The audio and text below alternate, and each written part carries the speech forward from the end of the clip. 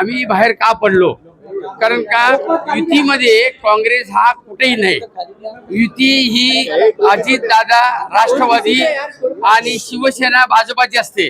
पण काँग्रेसला त्यांनी बरोबर घेतलं आणि काँग्रेसने सुद्धा त्यांच्यावर तडकाफडकी काय निर्णय करून त्यांना सस्पेंड करून टाकलं आणि परत ते भाजपामध्ये प्रवेश केला.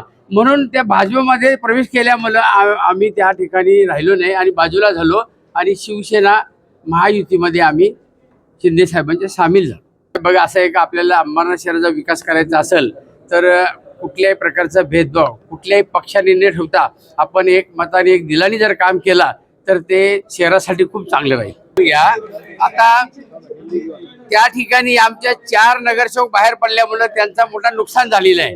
बघा ना, नगराध्यक्ष त्यांची निवडून गेलेली आनंद आहे आम्हाला, पण बाकी जे सगळे सभापती समिती आहेत त्या मोठ्या प्रमाणात या महायुतीमध्ये आम्हाला मिळाले. त्यामुळे थोडासा त्यांचं मन दुखलेलं असेल आणि अशा घोषणा समोर आल्यावर होतात, त्याला काही नाही.